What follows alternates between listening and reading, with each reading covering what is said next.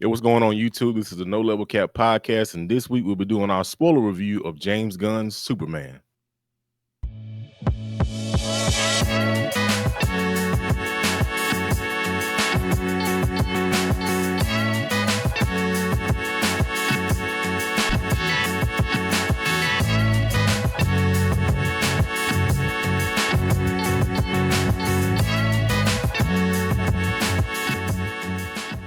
Yo, what's good, people? Welcome back to the No Level Cap podcast with all your friendly neighborhood black nerds, where we cover all the anime, all the gaming, all the nerd culture stuff with absolutely zero of the BS, with a new episode every Monday morning. I am your host, Sage Ashford. These are my co-hosts, Rajhkeem Beck, Devin Butts, Terance Flowers.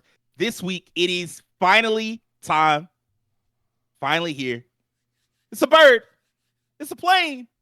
It's the savior of the DC universe. Or is Hopefully. it? This week, like Devin said, we're talking about James Gunn's Superman. Our entire house here emptied out to head over to see Superman on Thursday night. A surprisingly not packed theater for what was the first night of the film. Actually, like, we didn't rush to get seats. We got seats the night before.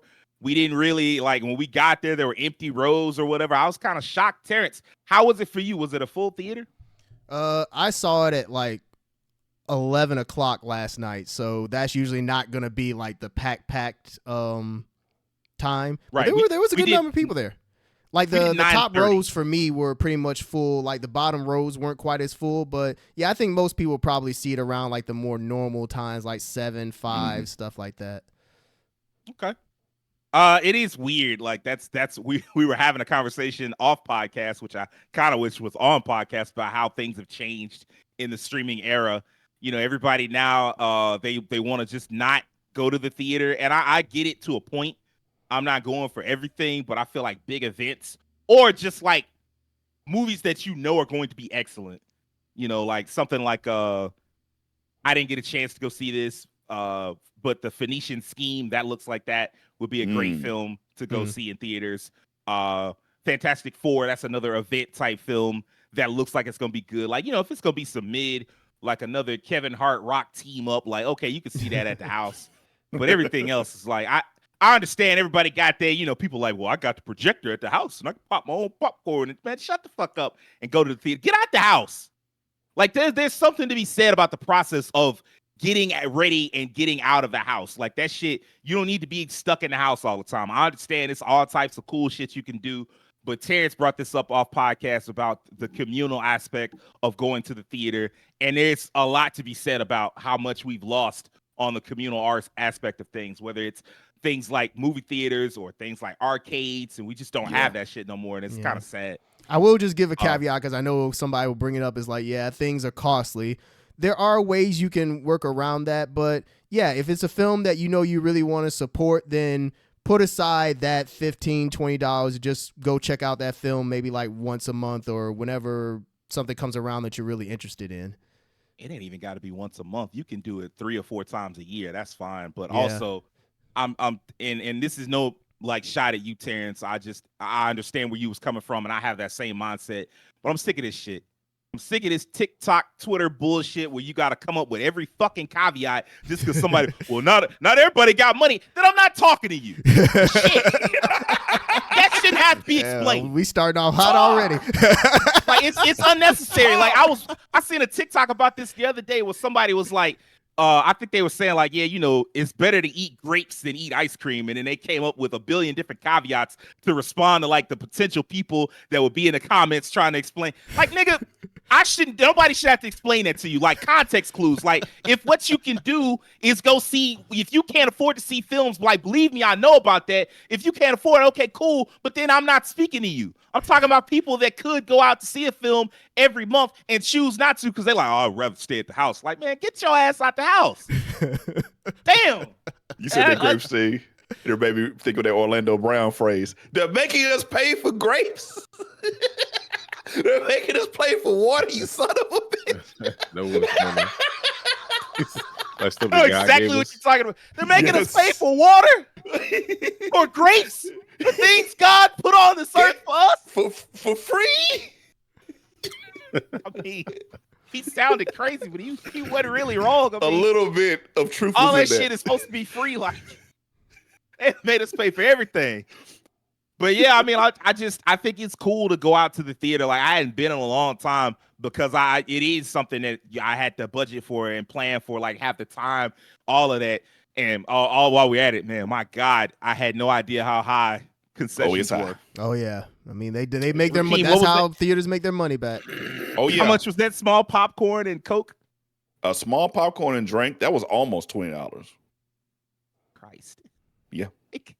I could have seen 10, and that would have been high. They said, no. We got to make some money. Oh yeah, it's high. We need $18 off you. No, You got a budget you don't come for to the your theater snacks. hungry. Oh yeah, Yeah. they're coming over. I pretty much always get popcorn. Though. That's like a personal thing for me. I just like eating specifically movie theater popcorn in movie theaters. You know, I don't even buy popcorn at home. I really only do that in the theater. So that's like a personal experience for me. It's like nostalgic. That's the only reason I do that. That's fair. Other than that, I just wouldn't eat it.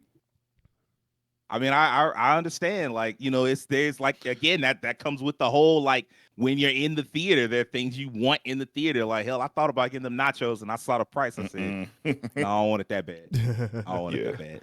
Our homie Ty, our roommate, he snuck in with some food. I don't know what he had, but he snuck in. He was like, I'm gonna have something, but I'm not gonna bring nothing in. I'm not gonna pay for nothing up in there. And I'm like, I understand. He had a Reese's, whatever that new Reese's bar is, with like the Reese's pieces and nuts and all the chocolate, whatever that is. This is the most ridiculous candy bar I've ever seen.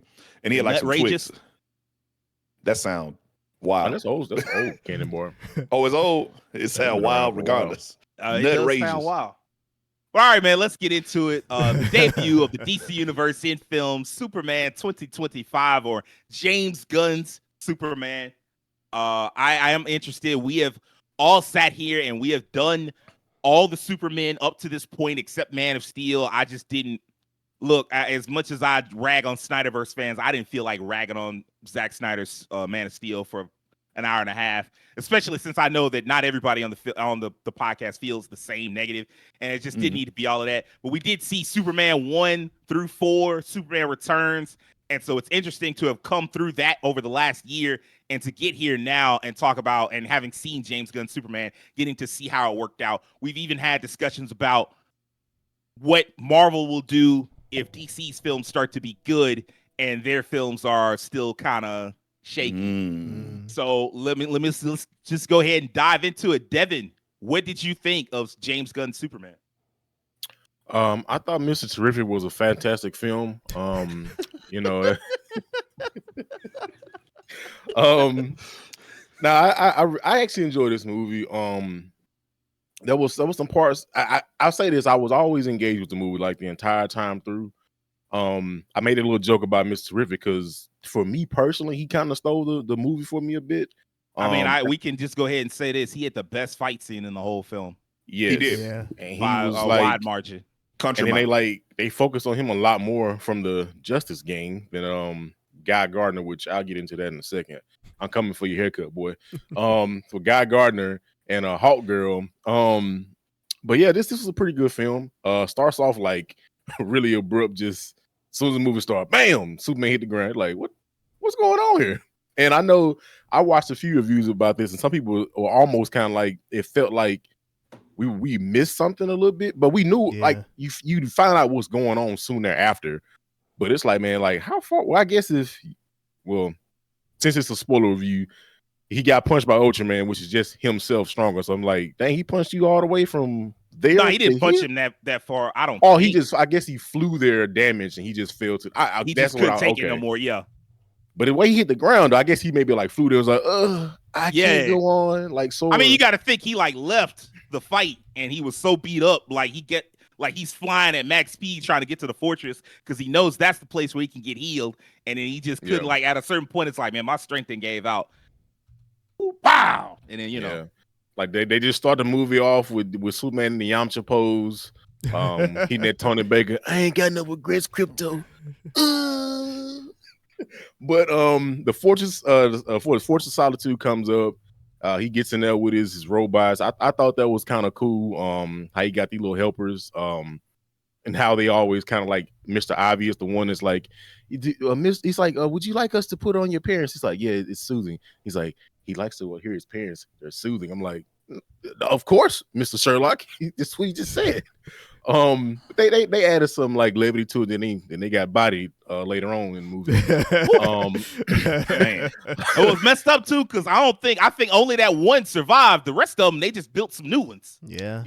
Yeah, because he was like, they had like new numbers on them. Yeah, he wanted the name. He was like, he said something. He's like, well, name something like Gary. I'm like, Gary was the name. Yeah, he just called him Gary. But yeah, this was a solid movie. Like coming from watching the older films to this, to me, I think this is like a nice blending of like maybe something like Superman 1 with like Man of Steel, because there's some like crazy action in this, not as much as Man of Steel. But there are some pretty like wild fights. There's some brutal scenes in this movie too. So one of which I was not expecting at all. I mean, Lex is a villain. It's not surprising, but I didn't think he was going, and his response after was, "Oh, that happened so quickly." Well, that's the whole point. You don't know it's one bullet, so it's random. Yep. So yeah, like I think Lex was pretty good for me in the film. I liked him. They got the casting down pretty good. The look of him, he's just a detestable human being. Made me almost think I was watching Dio on the screen. It's like we've always talked about, like a man that can't lose is a dangerous man. Like he just can't ever take an L, and Lex embodies that like to the nth degree.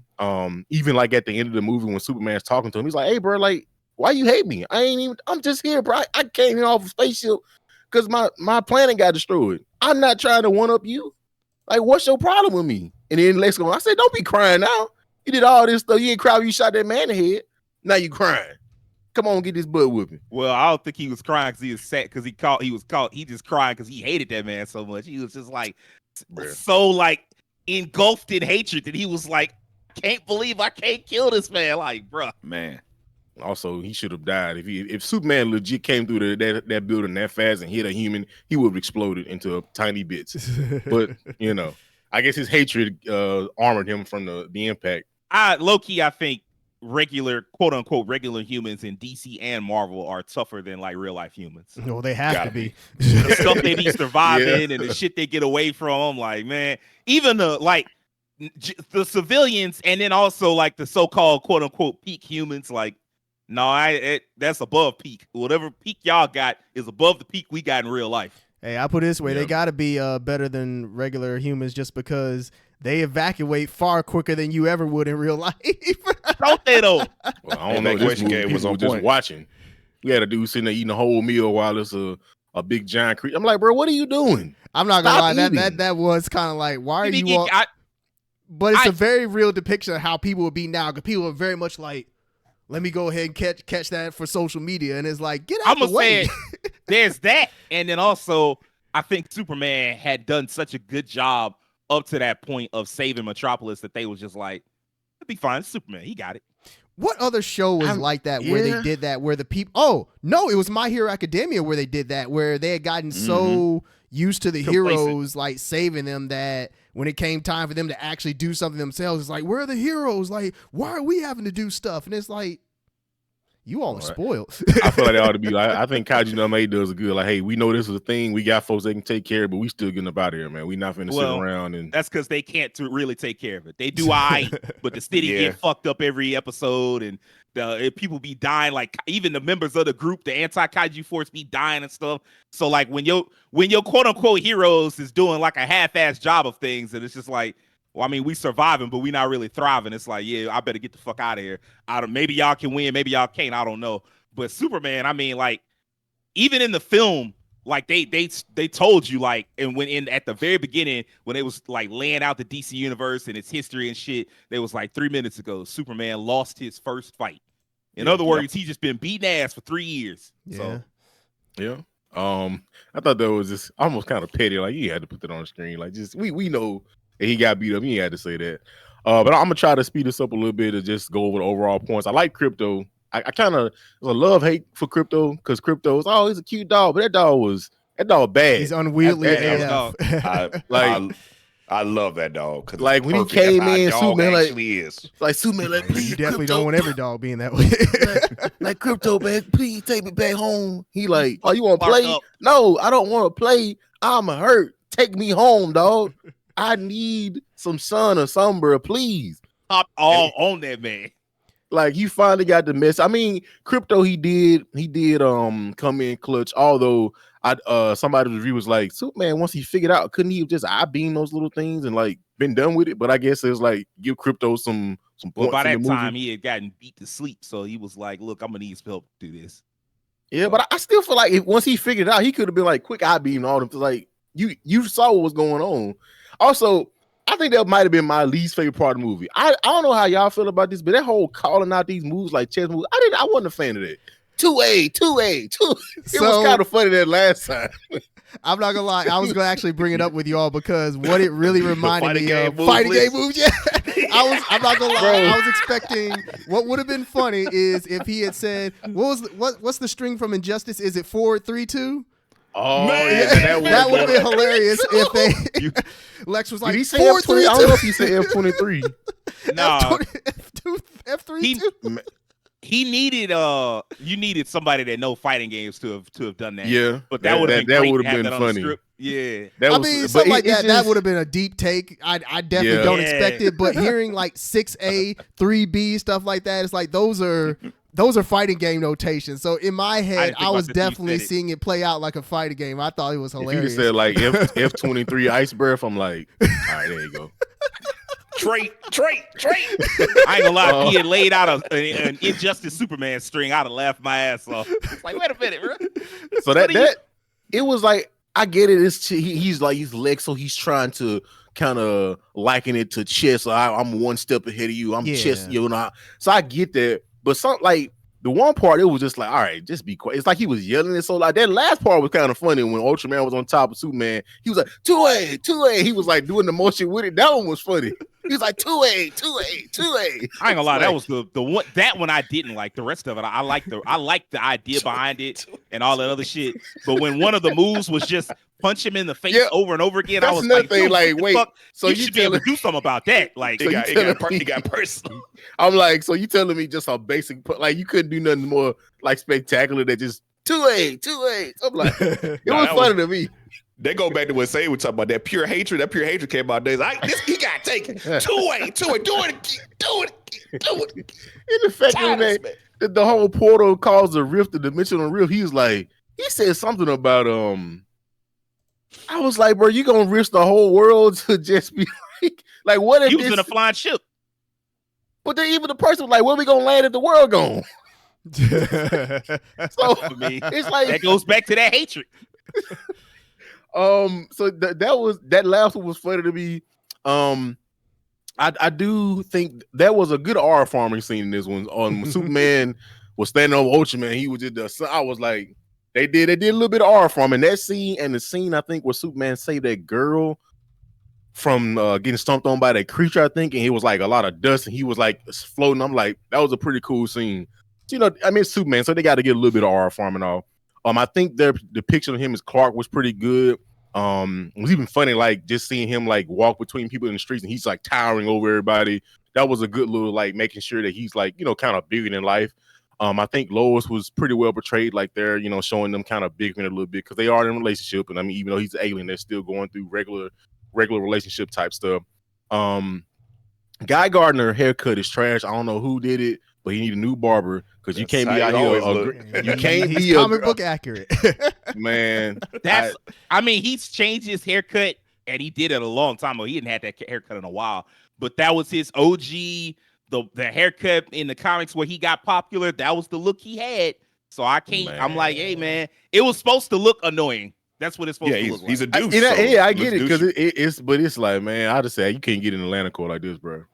I do have to ask, like, just a quick side note, like, how would somebody like Guy get a ring? That a green one of all rings. Well, he's fearless. That's how. Okay, fair enough. Just the quality is: are you capable of overcoming great fear? And the answer was yes. So he took the ring. Okay, that's fair. Okay. Plus, he was supposed to be a backup. It wasn't like he was supposed to be the main guy. Mm-hmm. Okay, fair Well, enough. the problem is he's got main guy syndrome because he thinks he's the main guy. That's the problem. He thinks he's him, but he's just lowercase HIM.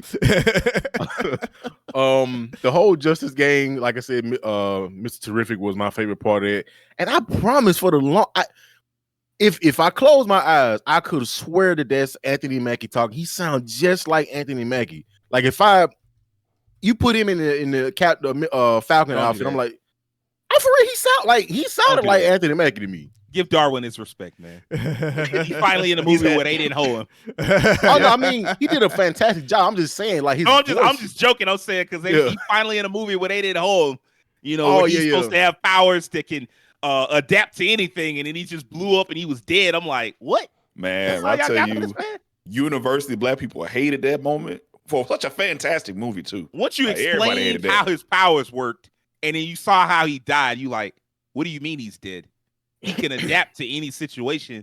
He should have done any number of things. Like you think of a million things that he could have done to avoid dying in that moment, but he just blew up. People like, except this one. Except this moment. Except this moment.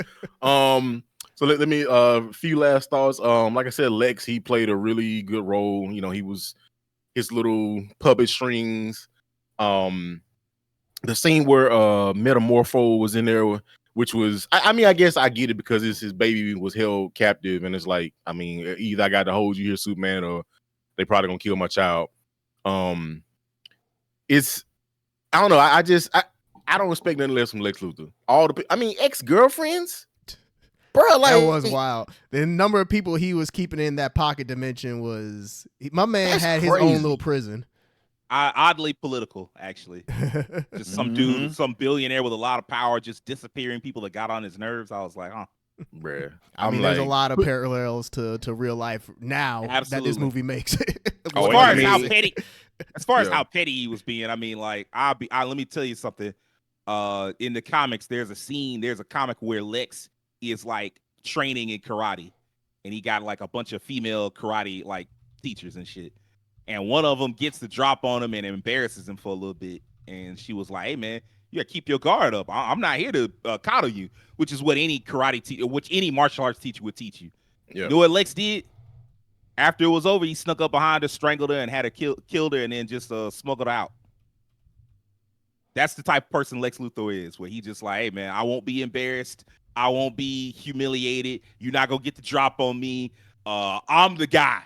At 100% of the time, I'm the. That's why he hates Superman so much, because there's no way you can look at somebody with powers like that. I don't care how smart you are. No way you can look at somebody with powers like that and not think, well, that's the guy, and I can't be the guy. Boy. I need to put Lex Luthor in a jail underneath the ground, 40,000 feet. Put him in a pocket dimension, and then put it near a black hole. So if you try to get out, that guy is he's diabolical. And he had like the monkeys. Type it on Twitter or X, excuse me. And those are the bots. The secret harem. Are those the bots? Wow. Just brain control monkeys out here. Bots. You have a secret harem? Bro, that hell no. That was wild. The engineer, she was kind of cool. She actually kind of looked like one of the Kryptonians from Man of Steel. I'm like, wait a minute, I honestly felt like those two characters, like Ultraman and her, were kind of like the stand-ins for. They were the equivalents of the characters that we got in Man of Steel. Yeah. She had some pretty cool powers. I mean, of course, Lex took her whole humanity, and I mean, for him, it was just like, hey, I need you to fulfill something for me. So he's like, you just disposable like everybody else is. Like I said, Crypto at the end, he got his graces destroying those little bots so Superman can go ahead and put Ultraman in the ground. Pretty solid movie overall. I did enjoy it. Like I said, I stayed engaged the whole time. Like I said, a lot of the good points they hit on. Jimmy somehow, he all the women out to him, which it really saved the movie, honestly. It saved them because, if he hadn't got those pictures, they wouldn't have really known what was going on. So, it's some good action, you had a good scene with him and Lois. Like I said, for me, still Mr. Terrific was like the star of the show for me. He just cool. Like he just walking, he had an R just walking. He just out there typing on his little thing, the little drones. I'm like, hey, this man cool. Man got the little fro. little shape fro. I'm like, all right, bro, this man cool. Nice little glow up from the Arrowverse. Terrific. Oh yeah, with them weak ass braids. Oh man, I did not like some of the cinematography though. Some shots were kind of like specifically the shots where Superman was flying fast. Once a few of those things looked odd, like it kept rotating and like even I remember Angle Joe. He said he's like it like why they just zoom in like his head being so big like with his fish eye lens. Yeah, like I think you could have like even Hawk Girl in the hallway when she did it and she like did this scream. I'm like it look a little goofy, and I think that some of that stuff is kind of what people say like was kind of cartoonish just a tad bit. But I mean, it's Superman universe. It's something based off of comics, so that's akin to that. And people were saying they were comparing it to Justice League. So I mean, that's not a bad thing. But it was just like minor gripes for me. Are we doing like a rating for it? Do we give it like a number? Sure. I give it a 7.5. Okay. I think like I said, it got some of the action from Man of Steel. It even had kind of a Suicide Squad moment with them fighting that big Stitch looking creature. And what was that creature that they fought? That big giant star or something like that? Starro? Yeah, it kind of gave vibes to that. They and then the scene was, but it was just like because I mean, like it was just the whole fight went on in the background. That was hilarious. Well, that one, but also the one with the thing that got big and they the giant Godzilla looking creature. Yeah, that's why I say he look like Stitch. He look like Stitch to me. So yeah, it passed some pretty cool moments all together. I think this was a pretty solid Superman movie for like a new age Superman movie. This was a good start, I think, to like just keep continuing and improving. So yeah, I give it a 7.5. Okay. I tell you what, I know Terance, he said he wanted to get a little more time to put his thoughts together. So I'll go next. Like I said, it has been interesting going over these Superman films the last year. The early films are so old that they don't even operate the way modern blockbusters operate. Like none of all of them. Like it's not until Batman 89 that you get something even close to a modern blockbuster. And by that point, the Superman franchise is dead. So then you have Superman Returns, which is like fine, but it was clearly made with like way too much reverence to the OG films. It was not a film of its own era. It wanted too badly to be a film of the Donner era.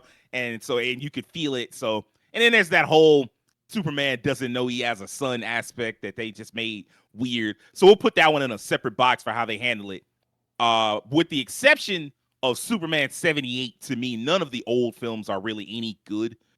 They're like, I enjoyed Superman 3 because of what I thought it could have been. But I mean, like, for what it is, it's like, all right, man, come on. Why is Richard Pryor in this film for like 85% of the movie? Like, what's going on? Man of Steel didn't really feel like Superman to me.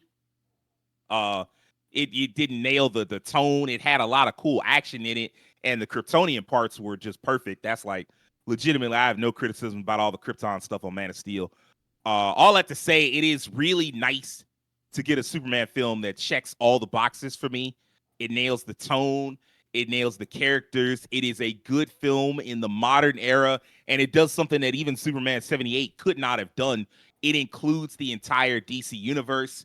As someone that grew up reading these characters, they were never in a vacuum. Like when you were reading the monthly comics, they were friends with each other. Another hero might appear in somebody else's book randomly out the blue, and that's what this felt like. It felt like a Superman issue with Mr. Terrific, Hawkgirl, and Guy Gardner just guest starring for some reason, and I love that.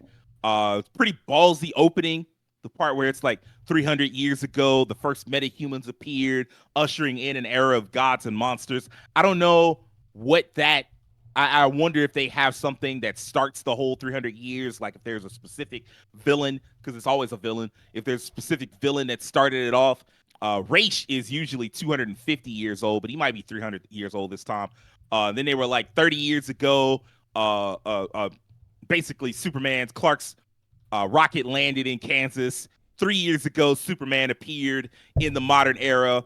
3 days ago, he went and interacted and stopped the conflict between Boravia and Jarhanpur. 3 minutes ago, he fought the Hammer. 3 hours ago, I think, he fought the Hammer of Boravia.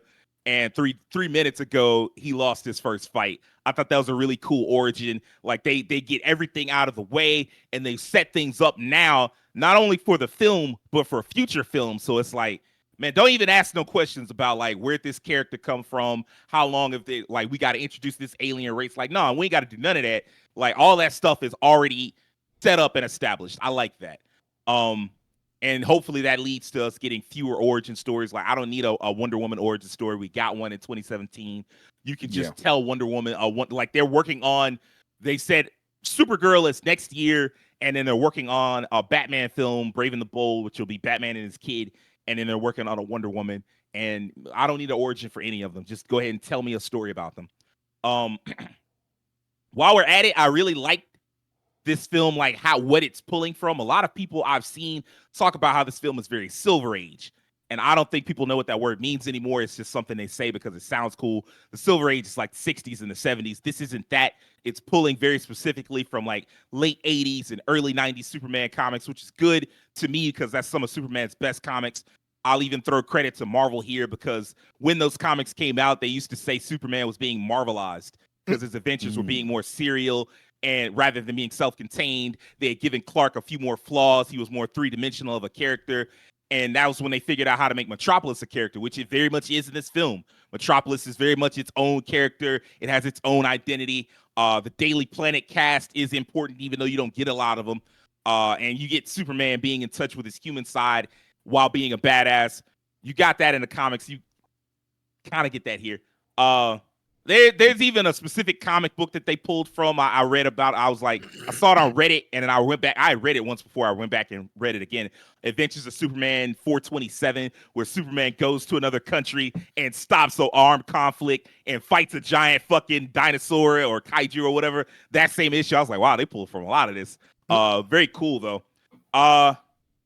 Real quick, I want to get the downsides out of the way before I talk about all the things I liked. That one speech Superman gave at the end with Lex Luthor, I was like, okay, it's a little cheesy. You know, I'm just like y'all, and I'm, you know, I don't know why you throw so much hate at me. I'm like, all right, man, like it's feel like you giving a speech to everybody, and I always feel those are a little cringy. I don't know about anybody else. I didn't love the fact that secretly, Clark's parents were evil or like wanted him to come there to rule and take over. I was wondering how you were going to feel about, or really just all of you, how you were going to feel about that. Have they done this before? I remember this plot line being a thing once before, but I cannot place it. In like TV, I wouldn't think so. Maybe something like random. I remember this happening before where it turned out his parents wanted him to like conquer them, but I can't remember where that came from. I mean, I'll say this. It's not, they didn't pull that from nowhere. Okay. When they did the reboot of Superman in '86, the man ironically called the Man of Steel, you saw the beginning of Krypton, and you didn't get a lot of time with Krypton, but Krypton was like this very haughty, uppity society of scientists, and they had like detached themselves from their emotions and from nature and shit. And so when Jor-El was like, "Hey man, I'm finna like the planet, it's up for this planet. I'm finna send I'm finna send my son Kal-El somewhere else." And his wife Laura was like, "Hey man, so what is he gonna go there and teach them our ways? Is he going to rule over them?" But in the comic, Jor-El was just like, maybe. But I mean, like that's not. It was implied that wasn't really what he had in mind. He just wanted his son to go somewhere where he'd be safe. This, I mean, like they flat out just said, "Hey man, you're supposed to come there and take over, use your powers, and create a harem." And they really drove that harem shit home. They was like, "Yeah, we need you to be fucking like, go ahead and build a harem as you can." Damn, like, chill out. All right, Superman, he ain't even that type of dude. So I didn't like that, but I mean, it was fine. I got over it because obviously they wanted to tie him closer to his human parents than his Kryptonian parents, so that's fine. I thought Metamorpho was a little soft. If you watch any other Metamorpho where he appears in other stuff, if you see him in like, you say what? He a rough boy. Yeah, he's like Ben Grimm. If you see him in like Brave and the Bold or Justice League Unlimited or anywhere else, certainly in the comics, he's a lot more rough and tumble versus this guy. He was like kind of whiny and like, I don't know, Superman, can you really save my son? And oh my God, I can't believe, like, man, shut your ass up, bro. Like, what's going on? Get it together. The film is a little full. I would have loved a longer version that maybe gave us the initial Boravia Jarhanpur conflict. Yeah. Maybe some more scenes with Superman and the Justice Gang or Clark and the Daily Planet, like with the cast there. they cut a lot of that down to make this a very like tight film. It's only 2 hours long. Yeah, it's like 2 hours, 9 minutes. Like this is one of those films that probably would have benefited from being 2 hours and 30 minutes. It would have definitely been better if it had been 2 hours and 30 minutes. The other thing, this is, depending on how you feel about it, me personally, I feel like Superman got his ass beat a lot. Like a lot. I was waiting on the moment.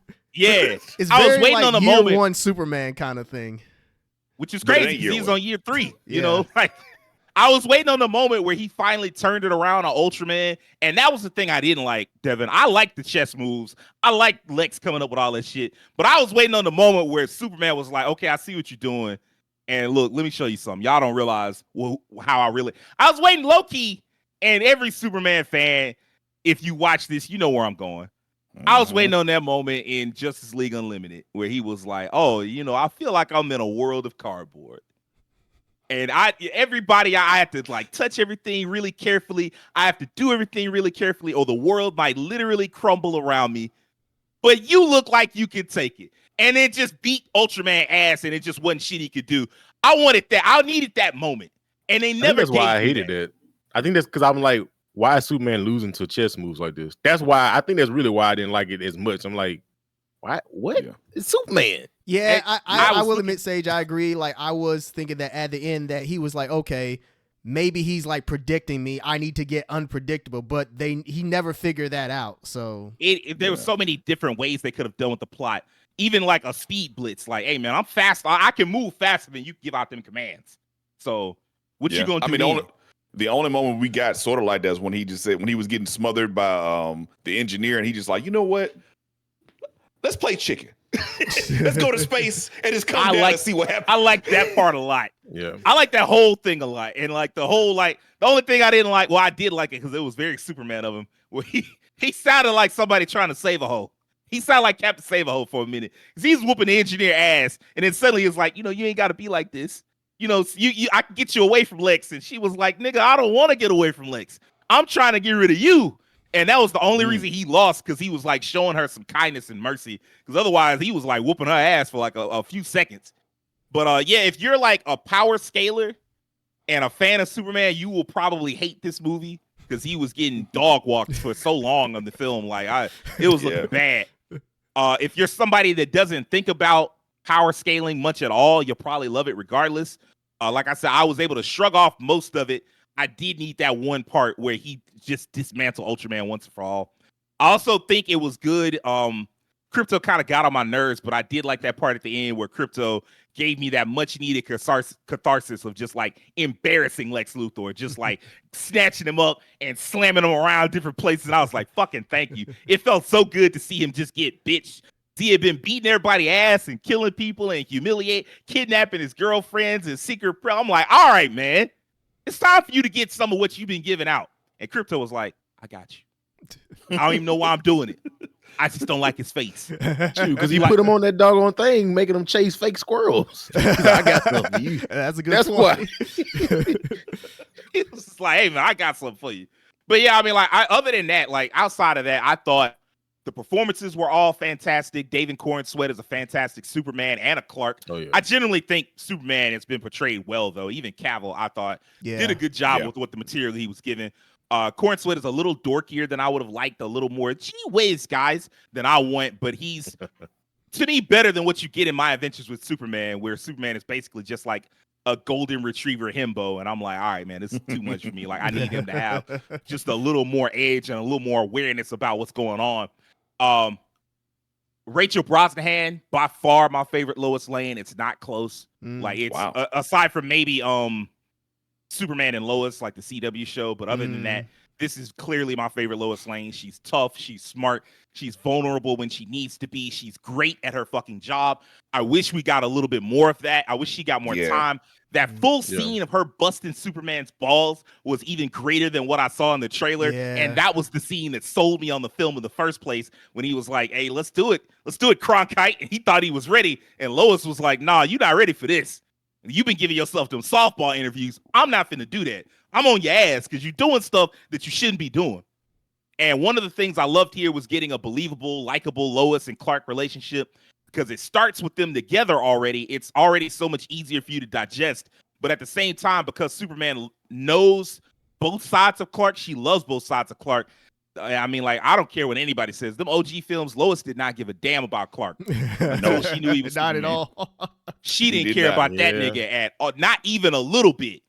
If I don't care what y'all say, like some of the old school fans, like, no, she kind of cared. And you can see if didn't. Clark didn't exist, if Clark quit that job the next day, she would have forgotten about him. This film isn't that. It's a working relationship, even if it's not a huge focus. It's a very working relationship, a believable one. Their chemistry is amazing. They had me invested. Even the part where he was like, I love you. And I probably should have said that a lot earlier, right before he sold himself, right before he gave himself over to the military. I was like, man, let's fucking go. I need more of this. Nicholas Hoult, by far the best Lex ever. There's no exception for this. Rachel, I gave some exceptions for like maybe Terry Hatcher or the woman, I can't remember her name from Superman and Lois right now. I gave some exceptions for Lois. There are no exceptions for Lex. Nicholas Hoult is the best Lex ever. He's a fucking menace, a monster. He felt like he came right out the 90s comics. That one scene that Devin was talking about with the Russian roulette, that shit was so sick. I knew it was gonna go bad because he was like, who's that helping Superman up? He getting his ass beat. They just supposed to look. And that man, he was like, yeah, make sure you get him later. I was like, what? Whoa, what y'all gonna do to him? Turns out nothing positive. He got that man killed just because, like, you helped Superman stand up. It's like, damn, he saved that man. Superman saved his life. Well, that was the least he could do. Lex was like, no, he saved your life. You still supposed to be like, fuck him. Like, yeah, I'm gonna go after Clark Kent next. I was that was so funny. Like, I'm gonna go up there. That journalist, that reporter, he's always, That killed me. I ain't gonna lie. That was funny as hell. It actually would have been kind of funny if there was like a side part of the movie where Lex actually tried to find Clark and he's like, why can't I find this guy? Where is he? Where's he at? What's he doing? Lex has always been really bad about Superman's identity. There's even a comic book in the very late 80s, but the very early part of post-crisis, where like he has a computer and he feeds a bunch of data in about Superman, and the computer flawlessly says Clark Kent is Superman, just straight up. And Lex is like, what? And they was like, oh yeah, it makes. And like he had an assistant, and the assistant was like, yeah, it makes perfect sense. You know, like that explains so much. And he was like, yeah, it makes sense if you a dumbass machine. Nobody with that much power would ever pretend to be some weak, pathetic human. Power like that is to be used constantly. Fuck this machine. Destroyed the machine, fired the assistant, got us like, get your bitch ass out of here. I don't trust this shit. And just straight like that was just like, no, there's no way that Clark could ever be Superman. So that part even fit to me. Just like Devin said, Edie Gathegi, I think that's how you pronounce his name. I'm sorry. I think so. Yeah. Mr. Terrific, awesome. Yeah. Awesome. Yeah. Just Great smart. job. He was commanding, like he felt like he knew what he was doing. He felt like the real leader. And it felt like if they were to do like a Justice Gang movie or whatever, it would be like God thinking he's the leader for most of the film, but Mr. Terrific actually being the leader. And like the big turning point would be God finally being like, damn, I'm not the leader. It's this guy. Because he was just like, he knew exactly what he was doing at every moment. By far, like I said, at the best fighting scene in the film.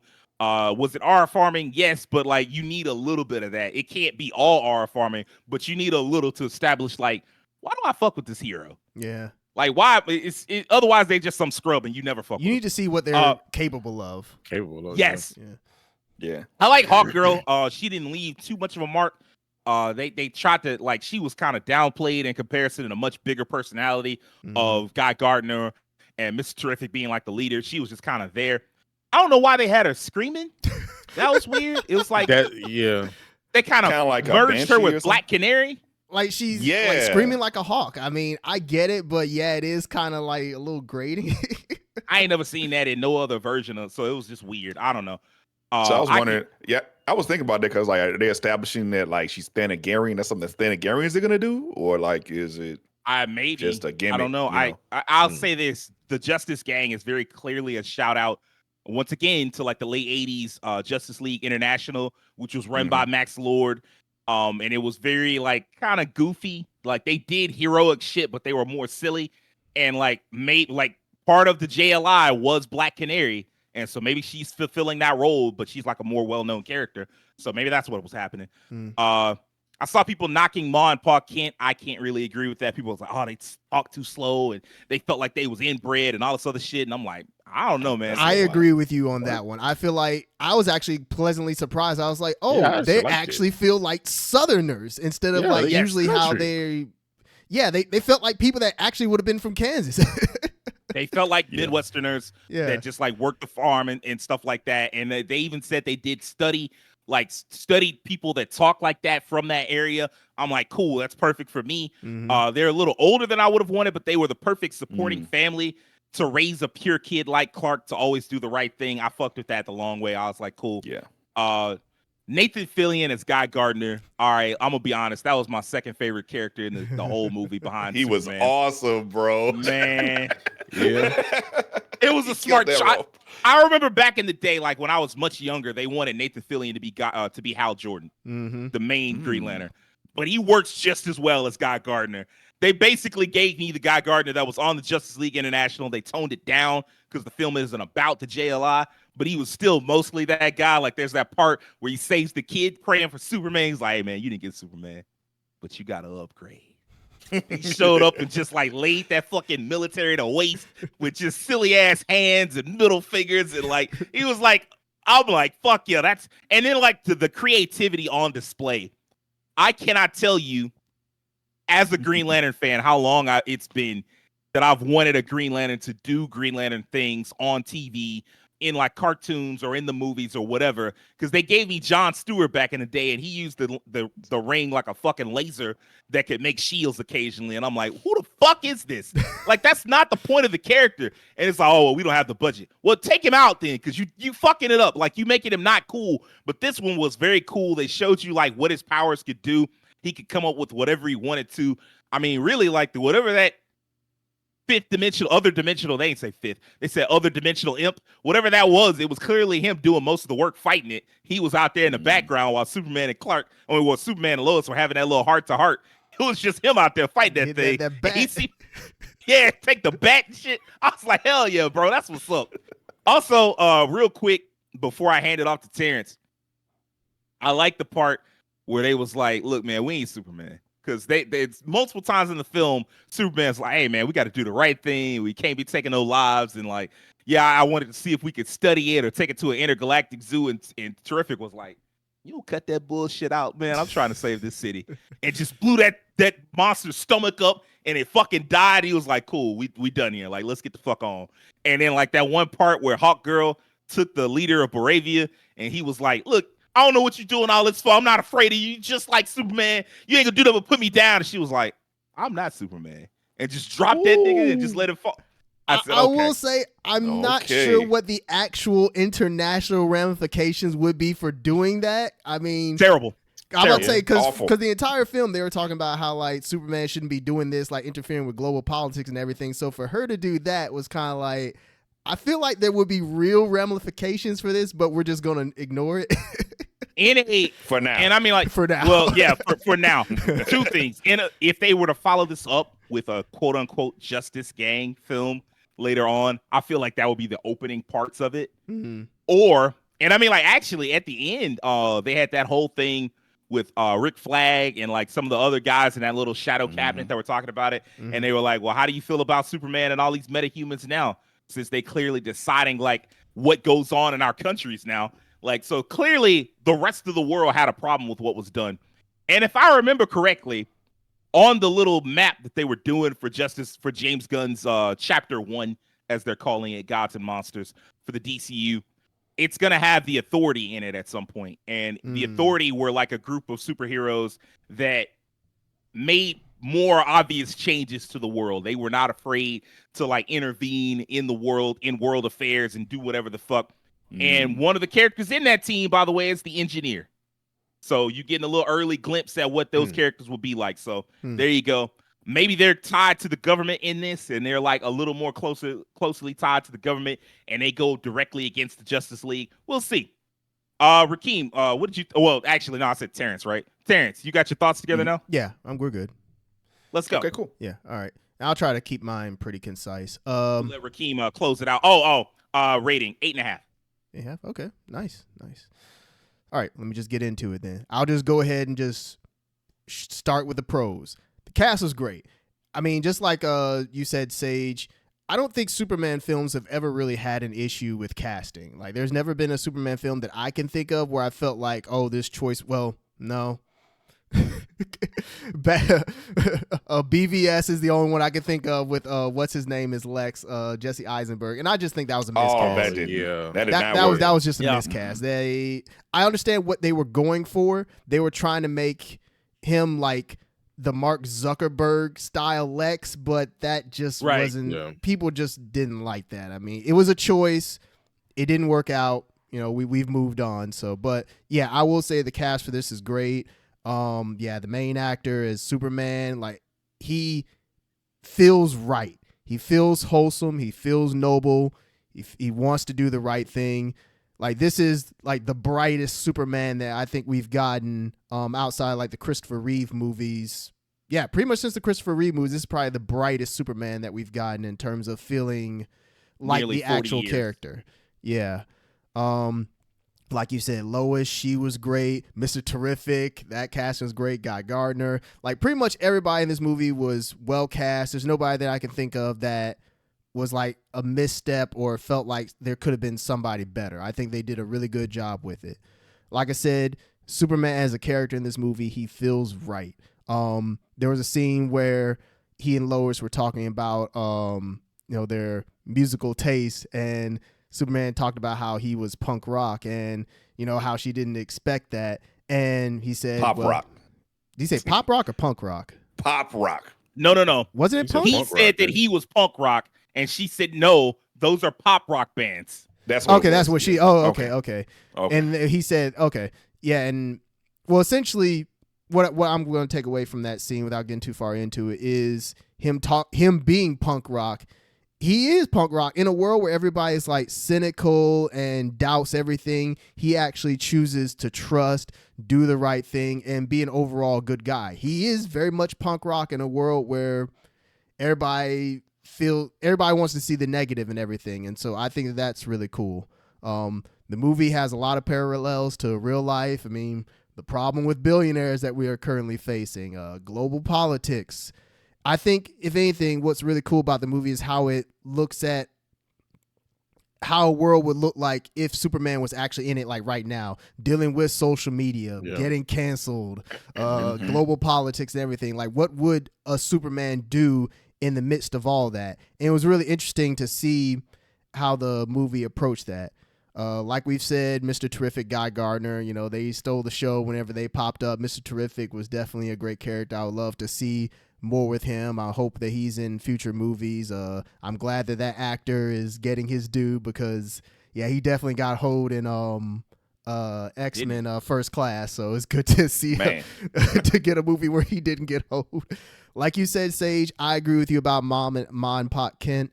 I like that they actually feel like real Southerners as opposed to in the past. I feel like they've been Southerners, yes, but they haven't felt like authentic in a sense. And these feel a bit more authentic to where they would be from. And I actually like that. I mean, we didn't get to see that much of them, but I thought the portrayals were different enough that they actually stood out in comparison to some of the other ones that we've got. So I like that they did something different with it. And I also like how colorful and bright this film is. It's like, it's not muted. It's not dark. Even in the middle of the day when they're fighting the kaiju, it's super bright.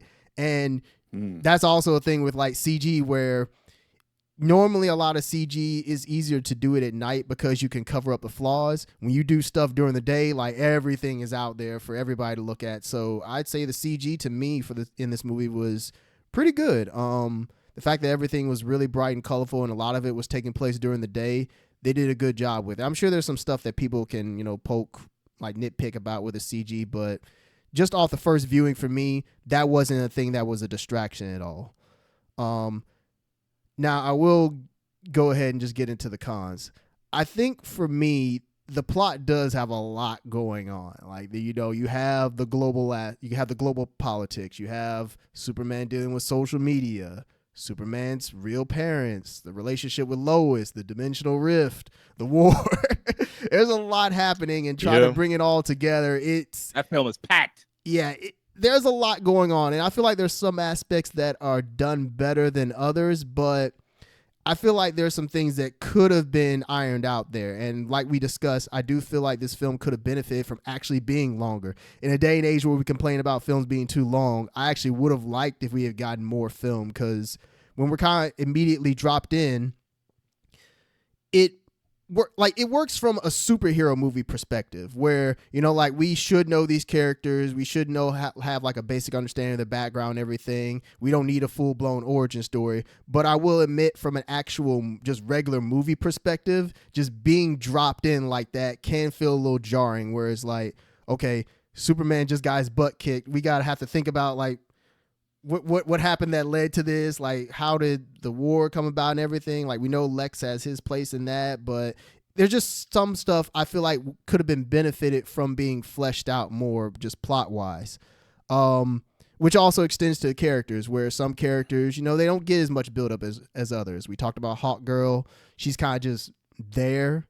We don't really learn too much about her character. This could have easily been a Superman 2. And Superman 1 could have been like a whole other film building up the conflict of Jahanpur and Baravia and introducing Lex and his control of like his plan to take over and all the other stuff. You could have easily built a whole other film off of that. Yeah, I agree. And yeah, just because there's so much going on, you don't have as much time to build up the characters, like the supporting cast. Characters like Lois, we do get enough with her to, you know about her character. Jimmy, I guess we get enough to know that he's pretty much a playboy, or he's kind of like the guy who gets women in the universe. Very different take on Jimmy. Small shout out. They snuck Eve Tessmacher back in. Oh, with Lex's girlfriend. Yeah, she was in the first film, Miss Tessmacher. Yeah, and then they brought her back and they gave her like a makeover, and she's still quite smart. That was an interesting part of it too. Them kind of grabbing aspects from previous Superman films and putting them all into one. There's some aspects that work better than others. It's like they took Superman 1 and Superman 4 and parts of Man of Steel and kind of like combine them together, because you have like the global politics part that Superman 4 clumsily tried to do, and then of course you have like the origin story parts with Superman 1, and then Man of Steel you have like the bigger battles that took place that up until that point we hadn't gotten Superman like in the movies had, like a real like true fight, like a fight that was a true like demonstration a of his blockbuster power. Battle. A true demonstration of his power. Crypto is unwieldy in this movie, but I will say that when they get to the end and reveal that he's the reason for it, it makes sense. It's like, that was really cool, because it was like up to that point, you're like, dang, Superman, this how you raise your dog? And then you find out it's not his dog. Yeah, so that makes sense. With. Yeah, it makes sense, because I was wondering, it's like, dang, like Superman has not trained this dog at all. Like, can't tell him to sit or anything. He was just like a force of just chaos anytime he showed up.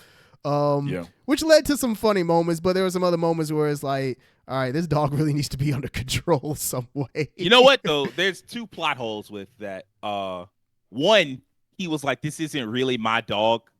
And, like he just made it seem like he found him and didn't know what to do with him. Mm-hmm. And it's like, no, that's your cousin's dog. Like you got to go say, like he was just saying like, oh, I don't really even have this dog, like, but he's alone and he's scared. So I got to go. Like they were so busy. Situation. Right.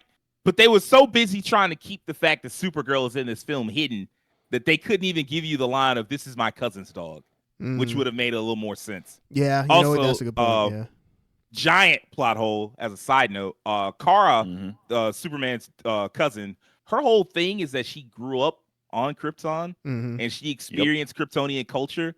And so, it's one thing for Superman to be like, nah, I'm here to help people and do the right thing, even though his parents were like, yeah, you're going to rule over them. It's another thing for Kara, who grew up in Kryptonian society, to show up and be like, I'll still do the superhero thing. Why not? Like, no, like your culture apparently wanted you to go around conquering shit. Why you ain't conquering shit? I guess that'll have to be explained in her movie. She hit her head. It's her movie.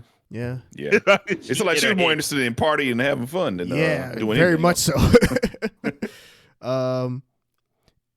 I will admit that we don't get much Clark. We only get one scene with Clark. And that's just when they're at the Daily Planet. And after that, I mean, he's pretty much just Superman the entire movie. It's like he's a mix of Superman and Clark, but we don't get that Clark differentiation as much as we got in the past, which I get it. Everyone he's around after a certain point knows that he's Clark and Superman. Yeah. And so we never have to see him be Clark. Yeah, we never have to see the secret identity aspect of Superman in this movie, which, I mean, you know, you could take it for better or for worse.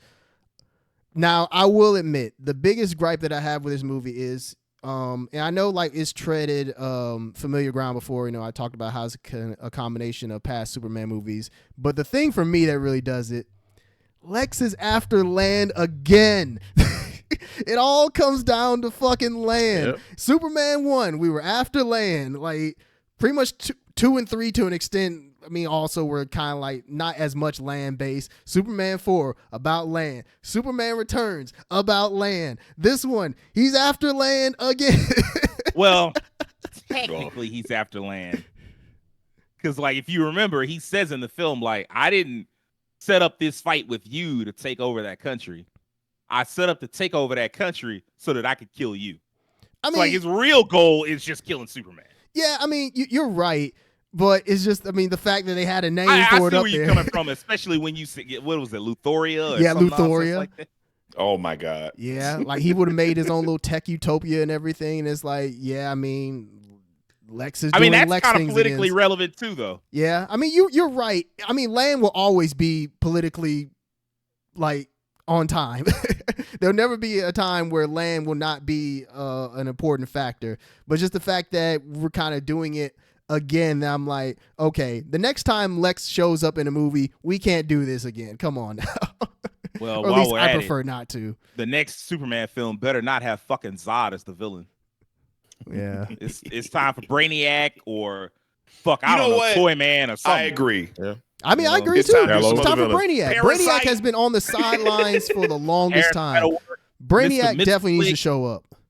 Somebody. It can't be Zod. Metallo, yeah. Definitely Metallo, yeah. I'll take Metallo, whoever. It just can't Metallo. be Zod. I don't care who it is. Well, actually, I do care.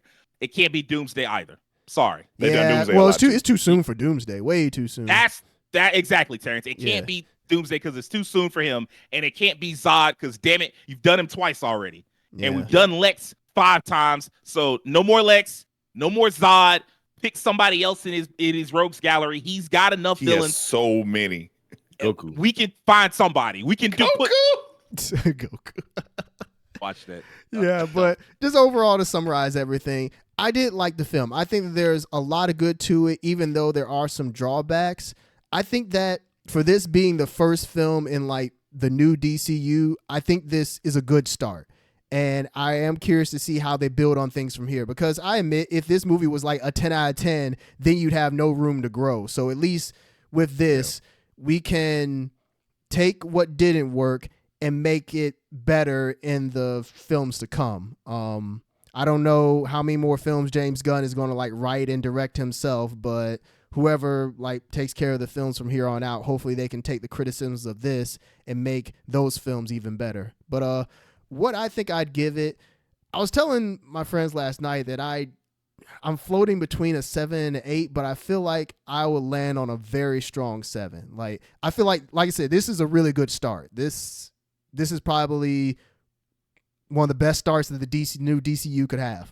At least people like this film in comparison to some of the other like Snyderverse films that were like back and forth. So yeah, I like this for the most part. I think that this was really good, and I'm looking forward to seeing more of this Superman. Okay.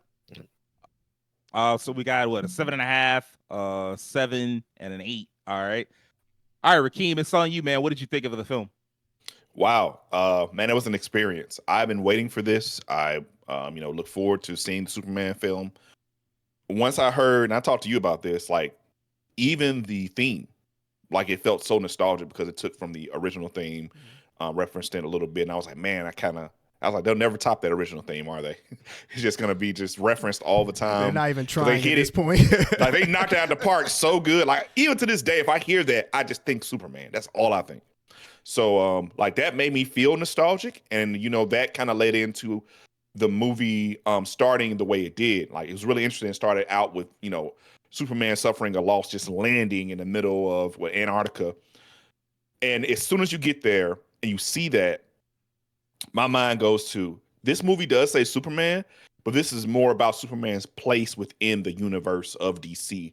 And that changes the tone immediately for me. Like when you think about Superman films, they feel self-contained. They always tell his story or an aspect of his story and his relationships. This felt more like Superman is a part of this universe. And he's not, even though he's like, he's the main character of this story, this universe is more about than just him. And he can suffer losses, and he can bleed, and he's not invincible.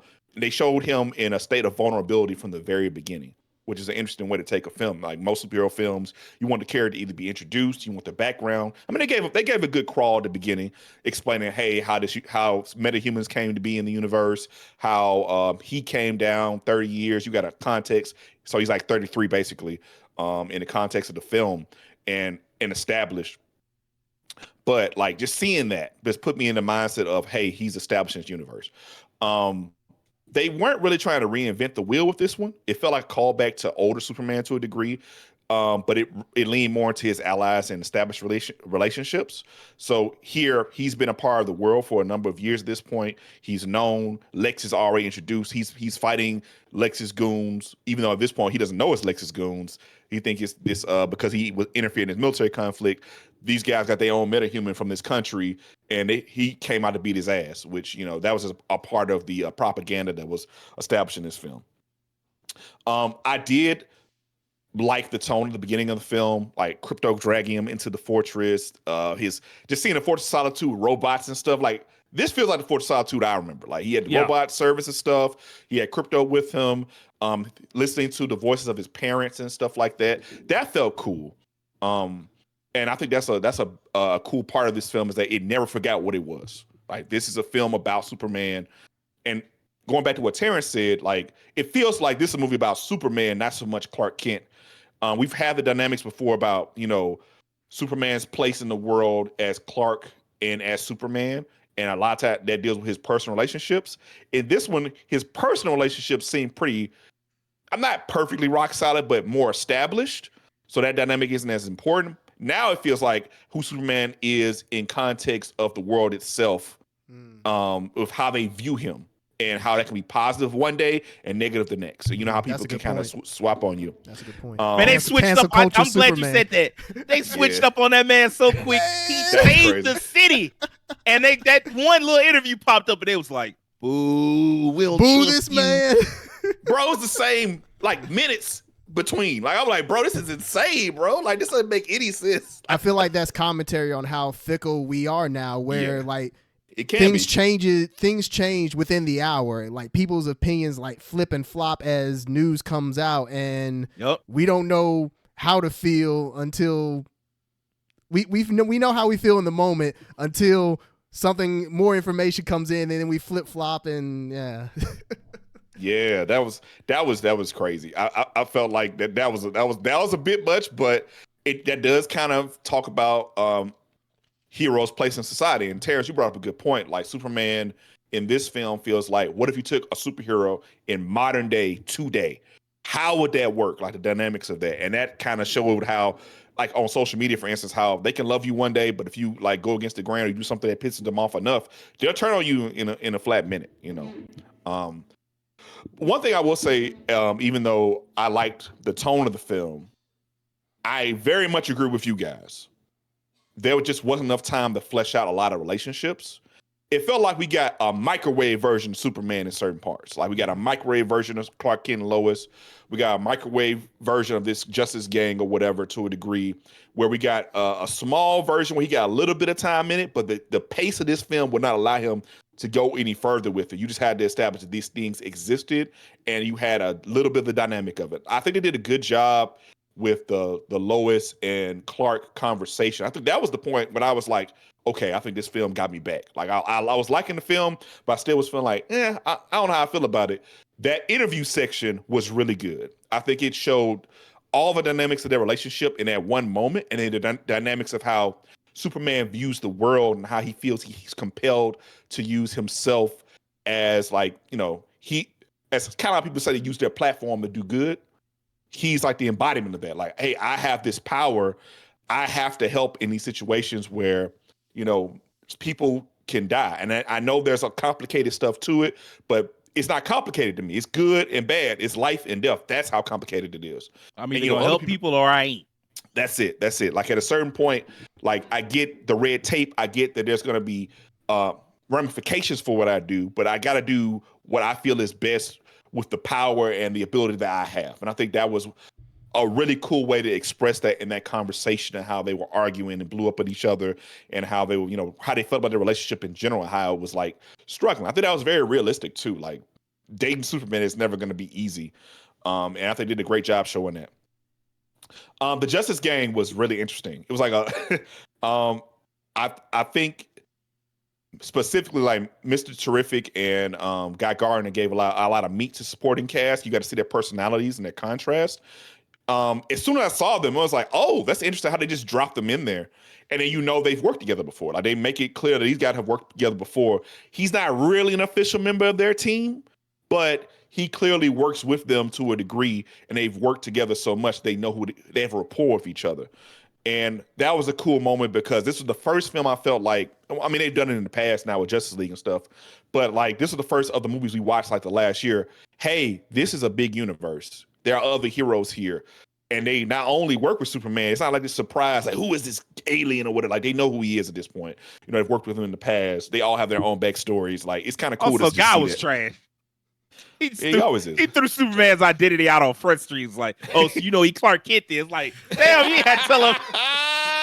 See, like they even knew his secret identity and everything. So yep, that was cool. That felt like when I was a kid and I watched Justice League. I know we bring up Justice League a lot, but like for a younger audience who may be watching this, like at the time, like that was DC to me. Like that cartoon show, like that was a big, like Justice League Unlimited.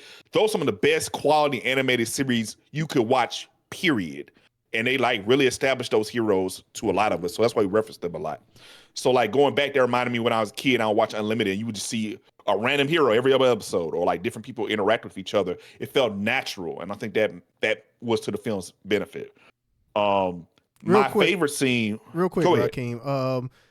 Now that you brought up the secret identity things, I guess really he's the only one that had to deal with a secret identity, right? Because none of the others, I mean, they're heroes. They're not really like hiding anything. Never had. Right? Well, Mr. Terrific might have a secret identity. Guy's never really had one. Hawk Girl. I mean, she's got the best disguise. Her face is covered. Yeah, you can't so see her it's really face just at going all. to depend on, like, the only one with a for sure public identity is Guy. Yeah. Okay. Yeah.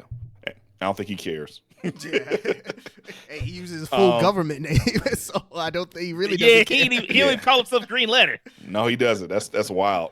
I will say this, like the moment in the film when Lois goes to the Justice Gang to help Clark out. When Mr. Terrific has that fight scene, which was the best fight scene, I like that scene because it was the first scene in the movie where I'm like, oh, this is the difference between a superhero and some regular dudes. Yes. Like he establishes that, like, I have no fear of these guys at all. I got this. I'm a seasoned veteran. I've seen combat. I know how to use my powers effectively. And he got on it and just beat ass, and it was awesome. It was a really cool fight scene. And that was like my moment, like, okay, this is what I want to see heroes be heroes. Like, this is one of those moments where you want to see somebody like stand out and like show you what they can do. Especially like a lot of the audience, a lot of people probably don't know who Mr. Terrific is. He's kind of a, like not that well established of a hero to the common man, probably. He was in the CW show. That was it. Yeah, that was about it. That's all you got. He showed up once in Justice League, right? The cartoon. Oh yeah, he was in the cartoon. No, he was in the cartoon. Yeah, he was definitely in the cartoon. But I mean, even then, you still wouldn't know him as like a mainline superhero, as big as other more ones. More well known than him. Right. Yeah. Right. But see, I think they did a great job showing him off there. Next, I gotta talk about Lex. Man, you were not playing by Lex. This is the most effective Lex ever. Every movie we watched all four of the old school Superman movies, and we watched Superman Returns. I never felt like Lex was an actual threat. It just felt like he had weird schemes, and like to a layman he was dangerous, but to Superman, I feel like Superman, if he just tried a little bit, even a smidgen harder, this would have been over 30 minutes ago.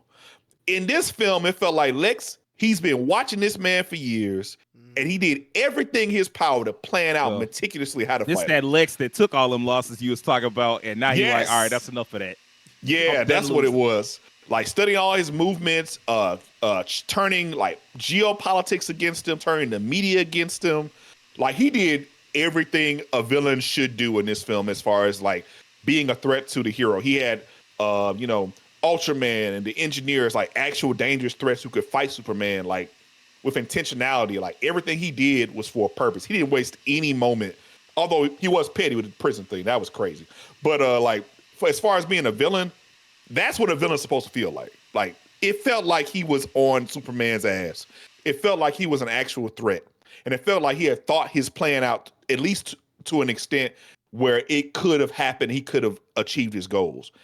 Them other movies, man, like realistically, I never thought Lex was gonna get away with it. I just don't feel like this could beat Superman. Like, just don't feel like, especially like that last movie with the Kryptonite rocket, he was getting beat up by Harold and Kumar. I'm like, all right, man, like this is wild. All right, man, like that was my breaking point. That was my breaking point. You get beat by White Castle eaters, man, get out of here, bro. Like that was the one I couldn't stand. So to finally see, like, of course, in Man of Steel, he fought Zod, but then, of course, that was a threat. But this felt like seeing Lex be really like the Lex I remember growing up in my era. That was cool. I think he did a great job. I think the pacing of the film was fine. I was always engaged with the film, but like you guys said before, because they paced the film at a good pace, there was times where it felt like things could have been fleshed out more, which, kind of like those microwave interactions we got. You could have maybe we got enough time with the father and the mother at the end, towards the end, but it did feel like we got a microwave version of that where I felt like we could have got a more fleshed out version of that as well. I feel like this definitely was a film for a modern audience. A lot of allusions to our world today, like internet culture, the socioeconomic disparities, wars, and how all the heroes fit into that, like I talked about earlier. If we had superheroes now, this feels like a little bit of snapshot of how they would interact with the world. And I thought that was very interesting. Like I think people, when they talk about what they think a character is, they fail to realize that like those characters do change with the times a bit. Like the core of a character never changes, but there are different writers and different eras. They influence aspects of the character to a degree, or the stories around the character. Even if the character stays the same, the stories might change just to reflect things that are happening more in spirit of the times we live in. And I think this movie is a reflection of that. And I think comics reflect that to a degree too. I think this is kind of similar to what you would see in comics in the modern day. Now, there's one problem that did bother me in this film. Look, man, that rift in Metropolis was done. You can't just. Yeah. I'm sorry. You can't excuse it. The whole city split in half. And he's like, let's put it back together. Everything's fine. Nah, fam. Did you all that stick don't work around for me, brother. For like both end scenes? Yes. Okay. I did. Yeah. He was like, I did my best. I mean, yeah, he did do his best. But God, dog, like it would take a decade and a half, maybe more than that, to fix all the damage that city had. You need some magic. You need someone with some magic powers, because the reality is you couldn't stay in no building like that was ripped apart and put back together like that. No, that's not that building is no longer up to code. Yeah. Like it fails code. The roads have failed code. We're gonna have to redo all this shit. Yeah. It's gonna take. In fact, we taking all of LexCorp's money because they behind all of this. So we gotta fix this city now. I think we just unfortunately have gotten to the point. It's funny. With Man of Steel, one of the big criticisms was it's like, man, there's just too much destruction. And now we're at the point with superhero movies where destruction is just commonplace. And so maybe Man of Steel was ahead of the curve. It has kind of become that. But yeah, like it used to be minimized. We were like, man, you guys are supposed to minimize damage. I'm like, even when they minimize damage, it don't feel like they really minimize. Clark was doing the best he could, keeping lives, keep people alive. But as far as city destruction, it was over with. Ain't no way they evacuated all those people out of that city like that either. Nah. Hell no. It looked efficient, but ain't no way. That traffic would have been hell. With shout outs to did you all see one of the highways pointed to Gotham? Yeah, I did not see that. Oh, okay, cool. Yeah, they had a Gotham City sign. I was like, okay, which is that's accurate. Like Gotham City and Metropolis are pretty close to each other, so Yeah, that makes sense. But yeah, overall, I think it did a good job creating a solid starting point for a bigger universe, which is something, you know, a lot of other Superman films didn't really do. And I am really excited to see how Superman interacts with the broader world of DC. I really was happy that they really made this feel like, hey, this is a bigger universe, DC as a whole. And like even going back to the anime series, because of how I grew up watching those guys jumping in and out each other's cartoon shows or have cameos, that felt like what DC should have always been to me. Instead of like these closed off points and, you know, trying to be overly dark with every freaking universe, which was stupid. But yeah, like I'm happy with the establishment of where they started here. It does have some flaws. I think there come in some flashing out points, but it did go in the opposite direction for, you know, a lot of films. They didn't go too much into the romance. The pacing felt like it was pretty good. I was engaged the whole time. I wasn't tired at all watching this film. Like we went late. You know me, I'm in bed by like 11. I'm about to sleep. If I'm not sleeping in my bed, I'm sleeping on my couch. By 11, I was wide awake because I like this movie did not give me room to just like sleep. Like there were moments Superman came to himself and with his family or with Lois, but they were not long. They were not super extended. They kept the pace of this film. I think this film could be enjoyable to most people. So yeah, I think I fell in line similar to Devin. I think about 7.5. I think this is good. And there's room to grow. And there are things they can work on. But overall, I think this is good. This is a great foundation for where they can move forward DC Universe. I'm not as worried now.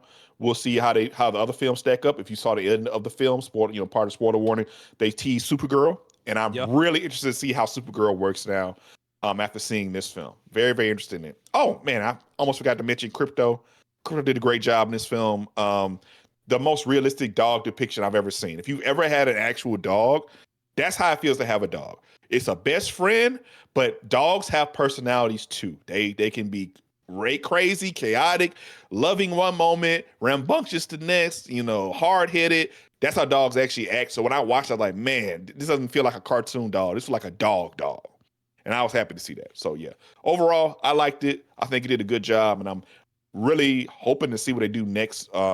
If they do another standalone film, I know they got other films on the pipeline, but if they ever do another standalone film, what that would look like in the future. They need to get that off the ground fairly quickly, I would think. Mm-hmm. Like if we're gonna do a Superman 2, and Superman 2 seems like it'd be easier. Like they need to start with that ASAP if they're gonna do it. Like don't wait. I know that they want, like James Gunn has publicly said, his goal is now to try to get Batman and Wonder Woman off the ground, and I think that's cool and that's important because if you're going to do Justice League, you got to get Superman, Batman, and Wonder Woman. If you don't get nobody else, you're right. So, but don't let that, like the Brave and the Bold thing. Y'all have been working on that script for a while now, and y'all haven't started filming yet. You've got this film out. It seems to be a success. I don't know what the money's looking like just yet, but it seems like it's going to be a success. I'm pretty sure it'll be just fine. I'm sure it'll be fine. Yeah. It seems like it's doing all right. I did read something a few minutes ago, said something to the effect of basically like the 18 to 24 crowd isn't really showing out for these films, and it makes me wonder how much longer. The Westerns lasted until they didn't. And so, like, I wonder how much longer the superhero has. It's been 25 years of superhero films, and we may finally get to a generation that's just like, we want something else. So I don't know. Franchise fatigue is definitely a thing. It happened to martial arts movies. It happened to martial arts movies. It happened to Westerns. Eventually people move on. And so, like, I've wondered how much longer, superheroes could have. And, when it's really done, when you put out a good movie about a popular character and people just like, So, well, I don't know if we're there yet. We'll see. But regardless, for right now, if they can't get Brave and the Bold, which is the Batman and Son movie, if you can't get that to spin up quickly enough, get Superman 2 out there. Like, people like this right now. Like, it's got a 95 on Rotten Tomatoes. Like, that's pretty good. That's, quite good. So just run with that. If you having trouble, you got Supergirl coming out. That's cool. don't. I mean, like, I understand you might have plot wise, there are things you want to do, but if your plots were that tight, then you'd already have the Batman and Son movie That's a already good on its point. way out. So just start working on Superman 2 if that's an issue. Just don't, do no whole Batman versus Superman type shit and skip ahead and do what should have been a movie number 6 for them, instead made it movie number 2. Like, don't do that. Yeah, you can't. You Just give us the next adventure. Like, you might even be able to tone things down and fix some of the flaws of this film by paring down, and maybe the Justice Gang isn't in it. Maybe the Daily Planet plays a bigger part. Maybe it's just Superman versus Metallo, or Superman versus Brainiac or Parasite or whoever. Like, do something like that. But yeah, ultimately, I'm just glad that people get to see Man of Steel as he has been in the comics for years. Like, to me, if you don't like him now, you just don't like Superman. Yeah. Like, that's just it. It's okay. You ain't gotta like him. I don't think that you have to like Superman. I'm not one of those people like, oh, you've got to like my favorite character. I don't think that's necessary. But I do think it's cool that he finally got his fair shot for the modern era. Like, not you got to go back to 1978 to see like a good film. Like, no, it's a good film. So you can check it out now. And if you like it, you like Superman. All right, that's gonna wrap this week up. Y'all let us know if you've seen Superman. What did you think of the film? Let us know in the comments below. If you're new to us and like this episode, I need you to hit the like button, subscribe, tell your friends about us, and do me a personal favor. Have an excellent week. Peace.